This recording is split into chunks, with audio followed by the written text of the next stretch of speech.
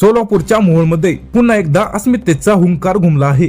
स्वराज्य रक्षक छत्रपती संभाजी महाराजांचा पुतळा बसवून आपला स्वाभिमान जागवणाऱ्या शिवशंभू भक्तांवर आता प्रशासनाने कारवाईचा बडगा उगारला आहे। ज्या महाराजांनी स्वराज्यासाठी बलिदान दिले त्यांचा पुतळा बसवणे हा गुन्हा आहे का, असा संतप्त सवाल शिवप्रेमींमधून विचारला जात आहे। याच्याबद्दल सविस्तर माहिती अशी की मोहोळच्या बस स्थानकासमोरील राष्ट्रीय महामार्गावर 22 फेब्रुवारीच्या पहाटे एक ऐतिहासिक क्षण उतरला।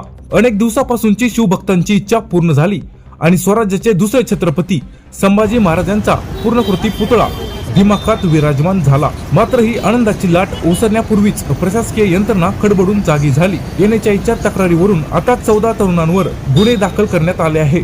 ज्या शिवभक्तांनी महाराजांच्या पुतळ्याची स्थापना केली त्यांना आता समाजकंटक म्हणून संबोधले जात आहे। हीच सर्वात मोठी शोकांतिका आहे। प्रवीण गायकवाड, संग्राम जगताप, निलेश गायकवाड, तुषार शिंदे यांच्यासह एकूण 14 जणांवर गुन्हे दाखल करण्यात आले असून त्यांच्यावर आता तडीपाराची टांगती तलवार आहे। सराईत गुन्हेगार प्रमाणे या तरुणांना वागणूक दिली जात असल्याचा आरोप आता होऊ लागला आहे। आम्ही फक्त आमच्या राजाचा सन्मान केला आहे, आम्ही कोणतीही चोरी किंवा दरोडा टाकलेला नाही, मग आमच्यावर गुन्हेगार म्हणून का शिक्का मारला जातोय, असा सवाल आज प्रत्येक मोहोळकर विचारतोय। एकीकडे पोलीस अधीक्षक अतुल कुलकर्णी आणि उपविभागीय अधिकारी संकेत देवळेकर हे या कारवाईचे नेतृत्व करत असून आता मुख्य सूत्रधारांचा शोध घेतला जात आहे। मित्रांनो, तुम्हाला याच्यावर काय वाटतं? तुमची प्रतिक्रिया आमच्या कमेंट बॉक्स मध्ये नक्की सांगा आणि लेटेस्ट अपडेटसाठी आमच्या चॅनलला सबस्क्राईब करायचं विसरू नका।